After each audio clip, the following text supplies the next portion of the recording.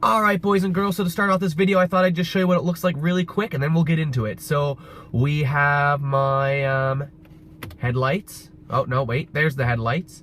We have my fog light. There's only one in right now. High beams, and here is the 32-inch Quad Row Auxbeam Lightbar. Boom! This is not a comparison video. I just wanted to show you guys before the detailed how-to started. As you can see, it's daytime out, so it looks a lot better at night. Let's get started with the detailed how-to, shall we? What's going on YouTube? Quinn Giles here, and today I'm going to be showing you guys how to install a 32-inch LED Auxbeam Quad Beam light bar in the bottom grille of your car. Now, if you're looking for a comparison video and a review video and a rating video on this LED light bar just to see if the whole thing is worth it or not, then that will be in a separate video which I will put down in the description below. This one here is just going to be an installation video. So, also, if you want to look in the description below, this video is going to include a bunch of different things. The first thing, if you just continue on watching from here, it's going to be a slight unboxing just to show you what the whole kit comes with. You know, the light bar and the mounting stuff, the brackets that it comes with, and also the wiring harness. And then I'm going to show you guys briefly how to take the bumper off a 2008 Ford Fusion. Then I'm going to show you guys how to mount it, which I have no idea how I'm going to do yet. The mounting is the hardest part of this whole project. So I'm going to show you guys how to do that. And then after that, I'm going to show you guys how to wire this thing into your car, which actually seems like it's going to be quite easy. A lot of people think it's hard because I never did any wiring before, but it's just plug and play. So yeah, if you want to skip ahead to any of those parts, I will have links in the description below, so you can skip to the wiring, skip to the mounting part, and yada yada yada, that's it. So let's get to showing you guys what comes with this kit now, shall we? As you can see, I have a Clark Griswold shirt, and I'm sorry, I just had to share this off because, come on, Christmas shirts do not get much better than this. So, this is the light bar that it comes with. It has 4 beams in here, as you can see. As for how bright it is, I have no sweet clue yet. It also comes with these mounting harnesses that come off it, which have these screws on it here. I don't know if these are going to be the ones that I use yet, because I don't know if they're going to be good enough yet, but that's that. My bumper over there. Still gonna show you guys how to take that off later though. And then on the light bar here, there is a wire.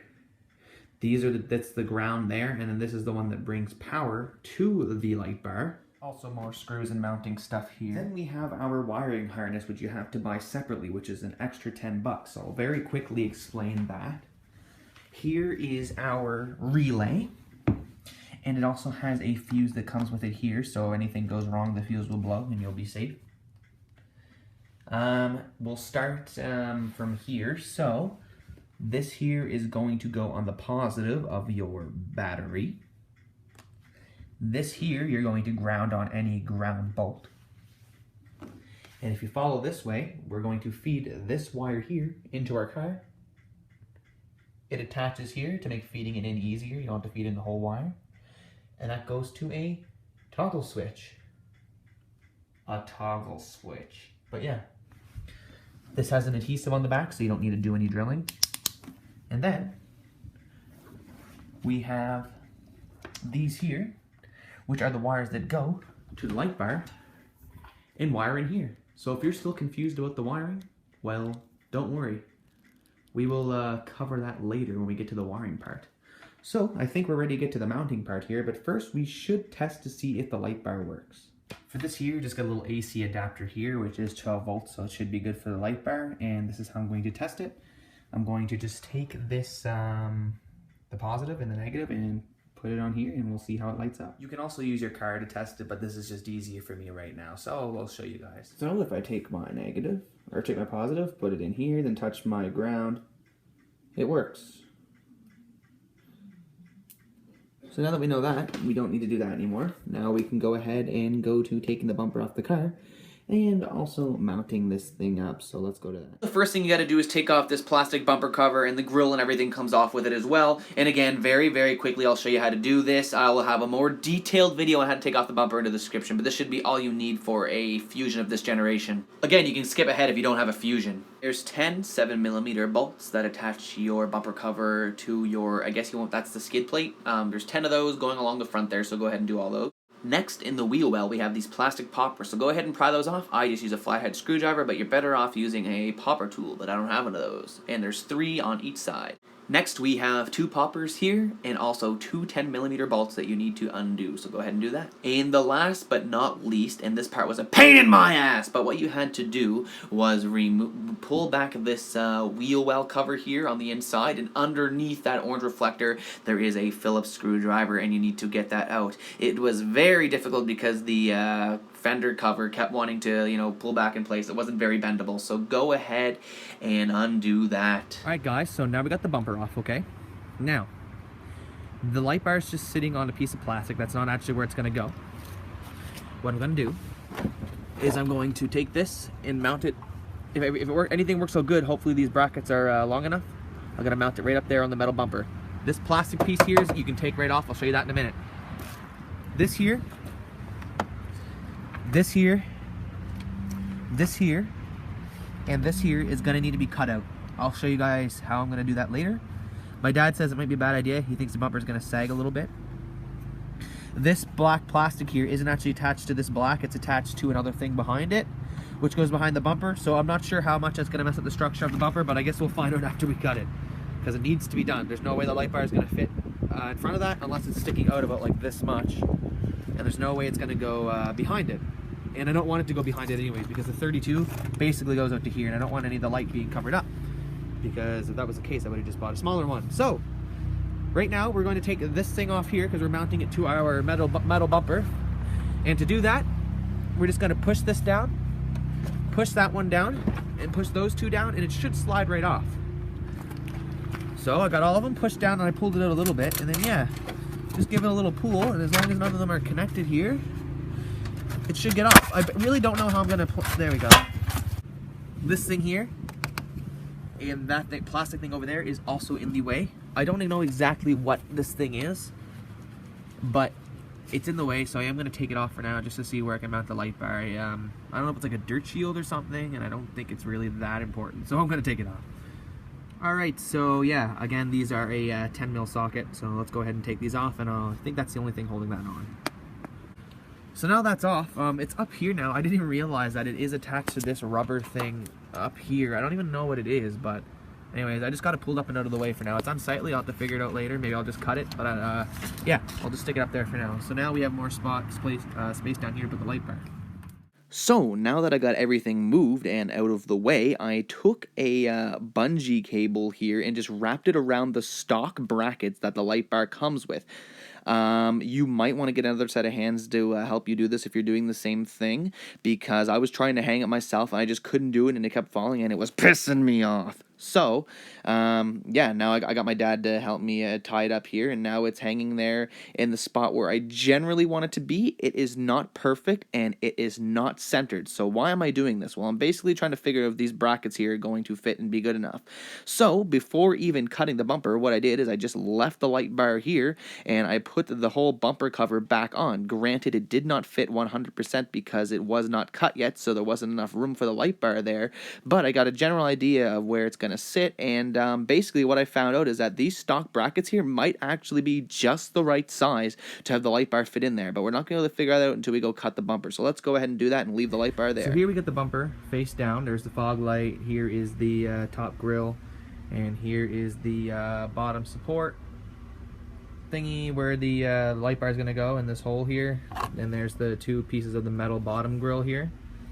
Again, yeah, the light bar is going to go in this whole area here, and this whole area is about 34 inches long, so it's just big enough to fit the light bar, which is 32 inches. We're going to cut right along here and cut out all this plastic. We're going to cut this support here, we're going to cut this support here, and we're going to cut this support here.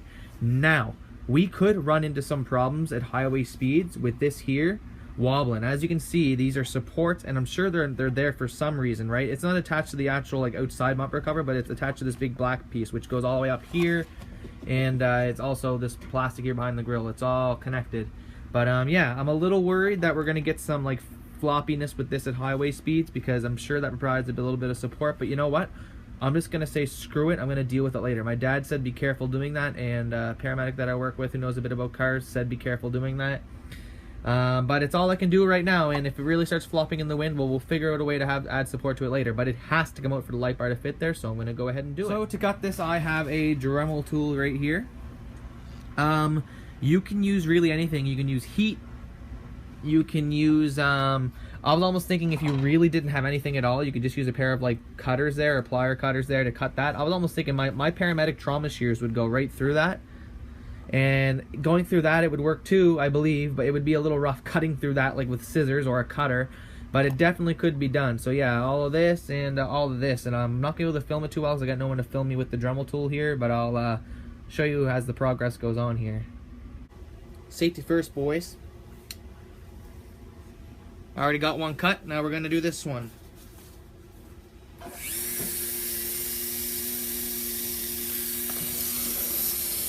Weird angle here, sorry boys. We can just go straight down through here.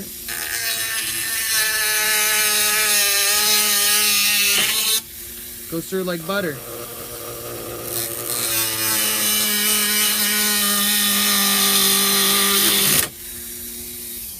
Now, as you can see, those cuts don't look very clean. There's still a little bit of a gap here, just a little bit of piece out there, but I'm probably just going to sand that back later. I'm not too worried about making it look clean now. I just want to get the light bar to fit. So yeah, those two middle pieces are gone now, and it still feels pretty sturdy if I try to squeeze it together here. 1 second. There we go.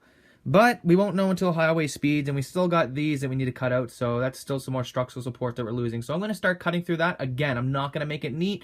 Just make sure you don't go too far that way, because the plastic bumper is actually going right around here. So I'm only going to cut to about that far there. Hopefully that's enough. Now, just a quick update. That side is still intact. The two middle pieces are cut out, and this one here I have cut out. If that looks like a hack job to you, it's because it is. I don't know if I'm going to need to go any further than that. I know I got all the way to there to work to, but I'm trying to keep it square like the light bar, and I'm hoping that's going to be enough space. And then we're going to cut over here too. Probably, I got the little line drawn there, but probably just a little bit closer than that, than all the way along there. My only tips for you is that look at the other side midway cutting, just to make sure you're not cutting into anything like this. You don't want to cut into this plastic here. And what's that old thing that old grandpas and dads say, cut once and or measure twice and cut once. And I always find too it's better to cut off a little less than what you think you need, because I go to the car and realize I need to cut off more. I can just come back and do it again. Well, if I cut off too much, well, in this case there's not really a lot of measuring that you have to do, but still, if I cut off too much, well, I can't really do anything about it. So, and I'm trying to keep as much as I can to keep as much structural support as I can, right? Like, we still got all this over on this side for structural support and all this over here for structural support, but we lost all this, and we lost these two braces in the middle, and we're going to lose that. So I'm trying to keep as much as I can. Anyways, back to cutting that piece off, then we'll bring it out and try to fit it over the light bar outside. Then we'll get to drilling the light bar. Alrighty, so that side's done. I know it looks crappy. We'll see what it looks like from the other side. I'm going to sand it down later. And that side is done. And all the middle's taken out, and it still feels like it got some pretty decent structural support there. Again, highway winds will really show. The Dremel tool got pulled a little bit and got cut on the plastic, so I went a little bit too far. Let's see what the other side of the bumper looks like now, and hopefully it doesn't look like shit. Because I know I said earlier to check the other side constantly while you're dremeling. Well, I didn't really do that. Well, it looks messy, but again, I'll tell you again and again, I'm going to fix it up later. So now, what I did is I took the cut bumper and I went ahead and put the cut bumper back on with the light bar being held by the bungee cords, and I also centered the light bar being held by the bungee cords, and as you can see, it is centered very well. It just fits through. But there's one problem. The light bar is a little too far back for my lighting. It's also aiming up a bit more. I did not adjust the angle yet, but it's a little bit too far back. But this is where I want the light bar, so now I'm going to drill it in, and yeah, and I'm going to do the wiring. But because the light bar is just a little bit too far back, in the future, what I'm going to do is I'm going to where the drill holes are, I'm going to make little extensions that are about like this long, just so the light bar is out in flush with that metal grill piece. Because I just feel like a little bit of light output's gonna be lost by it reflecting off the grill there, because it's a little bit far back. Again, I want it in flush with those metal pieces or just a little bit behind it. But for now, I'm going to leave it like that because I just want to get it all wired in and drilled in. So now I know this is where I want the drill holes to be. Even if I extend it out any further with metal brackets, the drill holes are going to be in the same spot. So I'm just going to drill it in there for now and then keep it there. And I'll get to that right now, and then I will show you guys the wiring. Again, the only difference is here is that when it's finally fully done, which I will show you when I eventually do it, it might be in another video, it's just going to be out a little bit further. But for now, this is all you really need to do. And if you're good at making brackets, you can go ahead and extend a metal piece out. I just don't have anything to do that right now. So you might be wondering while we're back here, well, I got something to explain, which is going to help you out a lot. So now that we get the light bar already in place and the bumper on, and we know that's in the right spot, and we didn't drill it yet, it's just being held up by something. So what we're going to do now is drill the light bar in. So if you are mechanically inclined, then you probably already got this and you don't have to watch this. You can probably skip ahead. But I'm not very mechanically inclined, so I thought I'd help you out so you guys don't struggle with it. My dad got a lot of these good ideas here for at least the drilling part. So this is a stock thing that comes with the Auxbeam light bar, has an Allen key on the back. We're not using this. Why? Because you basically have to use a drill bit and somehow thread this in. But the only thing is that this it's not going to hold itself in there. So you're going to need to put a nut on the top, right? To you know, put on so it won't fall out. But the only problem is that how are you gonna get that nut on there? The Ford Fusion doesn't have any like pre-existing holes in the crash bar, so you're gonna have to make your own so you can get a wrench in there to tighten a nut down this thing so it'll stay in. And I just didn't want to go ahead and do that. I didn't want to start drilling holes and holes and holes. So what I did, this was my dad's idea, is I got some self-tapping slash what do you want to call them, self-drilling metal screws here. As you can see, they're 14.5, just about the same size as this thing here. What we're going to do, bring your bracket and bring your that other screw there into the hardware store with you. When you go to find these screws, you can just compare sizes and stuff. This fits into the bracket, no problem, the 14.5. And basically, these self-drilling screws, we can just put it onto the crash bar and just drill it in and we'll be fine, because these are designed to go through metal. And also, if you want to stop it from moving around as much, you can use this and hit it with a hammer and just get a little dent in there so it's not like moving around when you're trying to drill it in. These should go in no problem. They're made for like thinner metal, and the crash bar is kind of thin, but it is a sturdy, strong metal, so when you're trying to screw it in, it might you might want to get a couple like I did, because we already accidentally stripped the threads on one of these and might have even ruined the hole. But we tried it again with the second one and it went in there no problem. So we probably just should have switched screws. It was probably just a bad screw or something. But yeah, if you want to drill it in, just very easy, and you don't need to use a drill bit or anything, get one of these self-drilling screws. We originally had some 14.5 just metal screws here that we already had, but they weren't going in very well. We used a drill bit, already made a hole, and then we put this through it, and it just wasn't, it kept moving and it wasn't going through. I think it's just because the metal's really tough, but these you shouldn't have any problems with. So yeah, tapping or self-drilling screws, just right through your bracket and drill it straight up. I'm sorry this was long. This is the part that I struggle with the most, and it took me a little while to find a solution. So that's one more word of advice, really quick, I promise. If you are having problems getting your self-drilling screws through the crash bar because it's too thick, just use a really small drill bit first and make a little tiny hole, and then you can drill your self-drilling screw into that. So yeah, I apologize. I didn't get any footage of me drilling, but here is the self-drilling screw.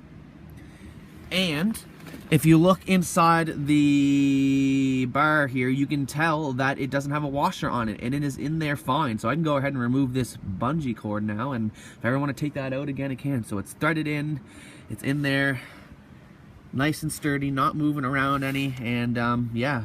So that's how we mounted it. Now, I'm sorry that it took so long to get the mounting done. Now, let's get to the wiring. So we're at the last stage here, and this is the wiring. Congratulations if you've made it through this whole video here. It is quite long, and if you're just skipping to this part, well, that's fine. Let's show you some wiring, shall we?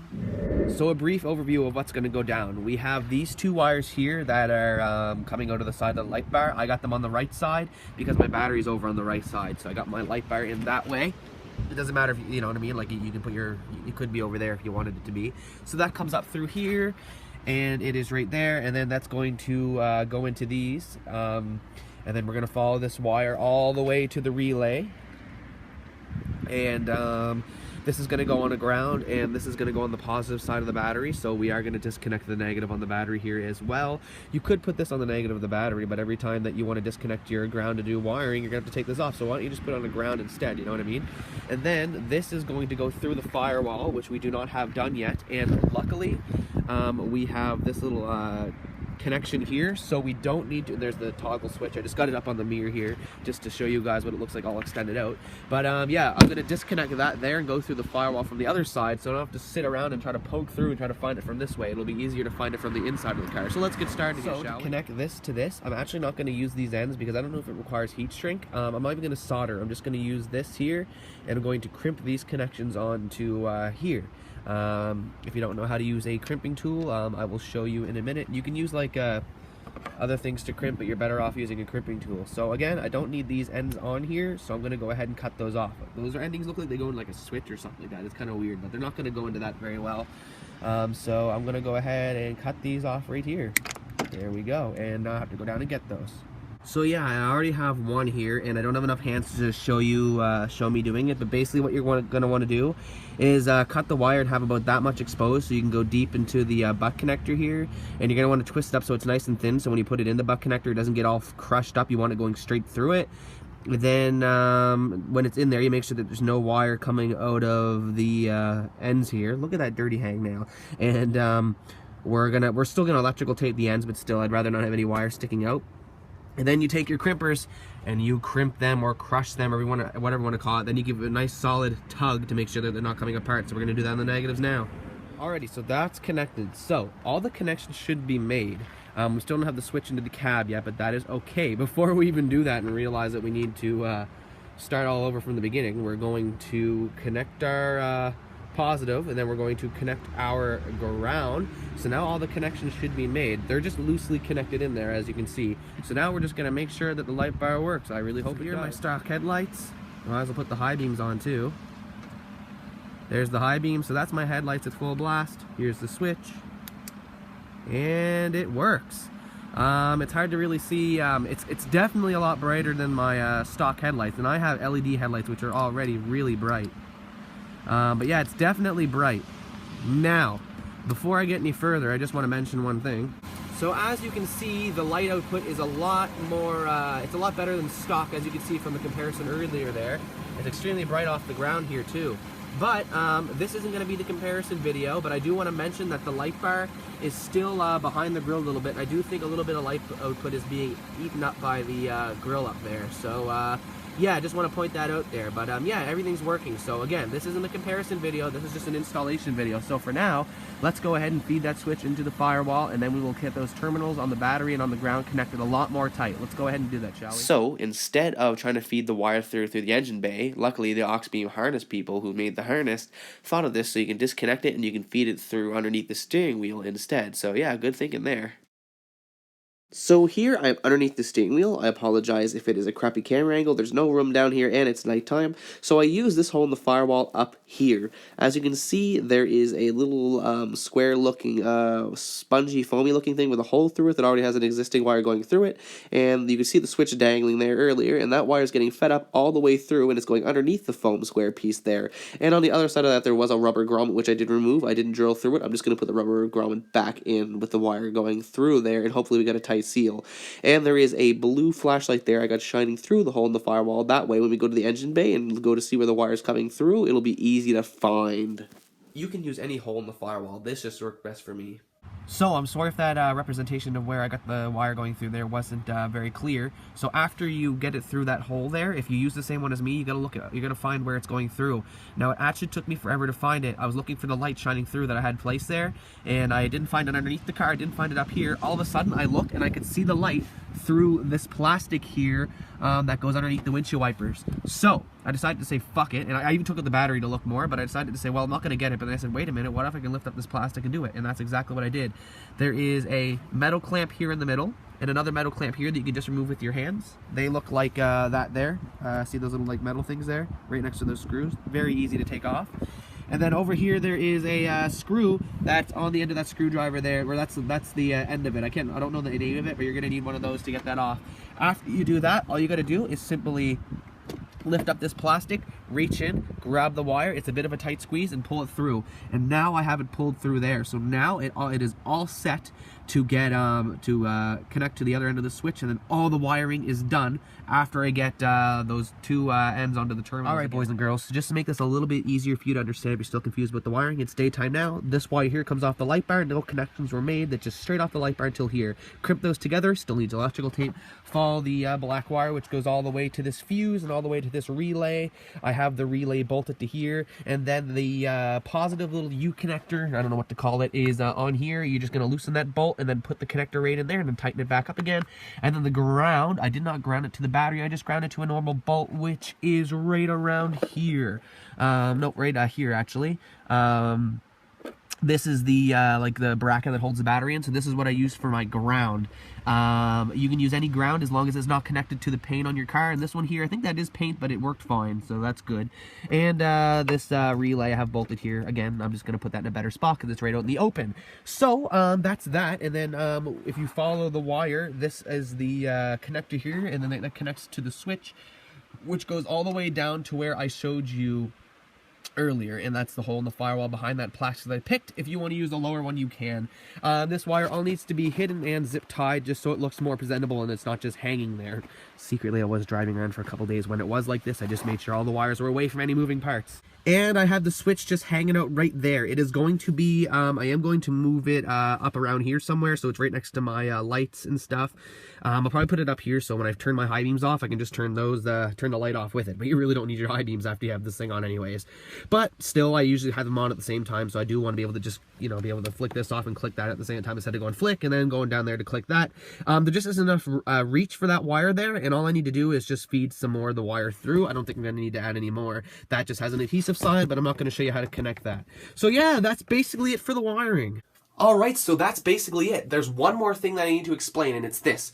The toggle switch has a red light for off and a green light for on. The red light for off will always be on, even if you have no power or no key in your car, if it's wired to the battery. If you want to change that, you'll have to wire it into something that only has power when the key's turned on. But I wanted to wire it right to the battery. It's easier, and I also had my car sitting like over all night for over 12 hours during like -10 days, and my battery's not that great, and it still didn't have any drain on my battery. My car started fine. So that's that. So if you want to see a comparison video and you're looking for that, again, it's the first link in the description below. That will have a, I wanted to include it here, but this video is just way too long already. That will have a close range test up to a wall, then a medium range test on a wall, then a long range test, then an off-road test. I'm going to use it off-road and show you how it lights up the trees and stuff. And then I'll have a little thing from the front of the car to show you what it is. And then I will rate the light bar and give it a bunch of ratings to tell you guys if it is worth it or not. And then I will rate and give it a bunch of ratings to tell you guys if it is worth it or not, which I do think it is. It's extremely bright. The camera doesn't do it justice, but yeah, that's it. So if you disliked this video, if you didn't like it, if you thought it was too long, if you thought I rambled on too much, or there was any mistakes at all, you can dislike it if you want. Just tell me down in the comments what I could improve on, and if you liked it, please comment down below and tell me what you liked. You know, I like to hear feedback and stuff. And if it helped you, comment down below and just give me a thanks or something, or just say, you know, let me know what you draw, let me know what you're putting it on. If you have any questions at all in this video for something I didn't explain well enough, go ahead and ask below. And yeah, that's pretty much it. Pretty cool shirt, eh? It's a Vegito from Dragon Ball Z. I have an anime channel, which I'm also going to link below if you want to check that out as well. And if you're thinking that anime is stupid, that is absolutely fine. Not a lot of people like it that much anyways, but I'm sure there's a lot of anime people that think car stuff's stupid as well. Anyways, that's it for this video. It is long enough as it is. I really hope to help you out. And again, link up in the top for the comparison video. And there's, again, a ton of timestamps in the video. I hope you found those as well, so you could skip ahead if you didn't want to watch the whole thing. That's it, guys. Thank you very much for watching. Quinn Giles out of here. Boop.